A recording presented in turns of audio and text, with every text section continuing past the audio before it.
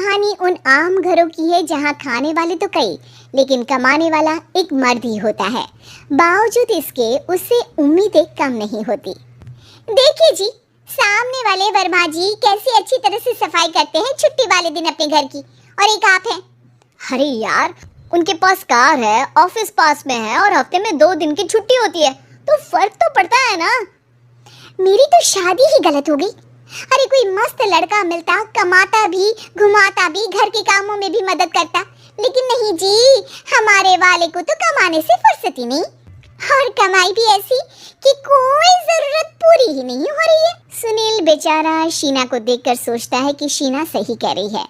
देखने में सुंदर है, घर का सारा काम कर लेती है, उसे तो कोई भी अच्छा लड़का मिल सकता था।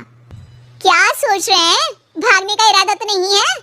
अरे नहीं मेरी प्यारी बीवी, मैं तो नहीं, पर डर है कि तुम नहीं कहीं भाग जाओ मुझे छोड़कर। शीला सुनील के मुंह से प्यार भरी बात सुनकर मुस्कुराती है। आप भी ना। सुनील एक दिन ऑफिस से घर आता है कि तभी शीना कहती है, सुनिए जी, वो मेरी सहेली आई थी, सारा दिन वो लोग यहीं थे, अब जा रही थी तो मैंने कहा नहीं नहीं, मेरे पति छोड़ आएंगे ना तुम्हें, तो रोक लिया मैंने। सुनील थोड़ी देर कुछ सोचता है, फिर कहता है, ठीक है, मैं कपड़े चेंज करके आता हूँ। अरे तेरे पति को तो लग रहा है कि अच्छा नहीं लगा। अरे नहीं नहीं, ऐसी कोई बात नहीं है, रुको मैं अभी उन्हें घर के कपड़े देकर आती हूँ। शीना अंदर जाती है जहाँ सुनील पलंग पर लेटा होता है। अरे क्या मजाक है, वो कह रही है कि आपने मुंह बना लिया। सही तो कह रही है, सुबह से अब ऑफिस से लौटा हूँ, एक कप चाय का तो पूछा नहीं, 20 किलोमीटर जाओ और आओ, और फिर कल उसी टाइम पर ऑफिस। अरे यार, मुझे गाड़ी चलानी आती ना तो बोलती भी नहीं आपको, और कौन सा रिक्शा खींच कर जाना है आपको। सुनील अब क्या बोलता। रात देर से आता है और सो जाता है। अगले दिन शरीर दर्द हो रहा है। अरे तो मत जाओ ना ऑफिस, चलते हैं ना मार्केट घूमने, फिर पिक्चर देखेंगे और रात में खाना खाकर घर वापस। सुनील जब सारे दिन की थकान वाला शेड्यूल सुनता है तो वो सीधे सीधे ऑफिस के लिए तैयार हो जाता है। अब आए दिन शीना की डिमांड बढ़ती ही चली जाती है और सुनील उसको पूरा भी करता। लेकिन एक दिन, ए जी मेरा भाई आ रहा है, उसे 2 लाख रुपए की जरूरत है। हाँ तो मैं क्या करूँ शीना, मेरे पास इतने रुपए नहीं है। हाँ हाँ पता है नहीं है, लेकिन किसी से लेकर तो दे सकते हो ना। अरे मैं किससे मांगू, मेरे तो जानने में भी कोई नहीं है जिसके पास इतनी बड़ी रकम हो। तभी वहाँ शीना का भाई शीनू आ जाता है। जीजा जी कैसे हैं आप? अब मैं ठीक हूँ शीनू, अचानक इतनी बड़ी रकम की जरूरत कैसे पड़ गई? अरे जीजा जी वो बिजनेस शुरू किया ना, तो उसके लिए पैसे की जरूरत है, काफी हो चुका है, थोड़ा पैसा बचता है तो मैंने सोचा आपसे ले लूं। अब देखो मेरे ऑफिस में कुछ लोग हैं जिनकी सेविंग अच्छी है, मैं उन लोगों से बात करके देखता हूँ। सुनील ऑफिस से किसी से पैसे लेकर शीना को दे देता है। शीना वो पैसा भाई को दे देती है 2 महीने बाद। अरे यार शीना, वो ऑफिस वाला आदमी अपने पैसे मांग रहा है, कैसे दूं? अपने भाई से बोलो ना पैसे दे दे। अरे हाँ हाँ दे देगा, कहाँ भागा जा रहा है, आप उनको बोल दो कि दे देंगे।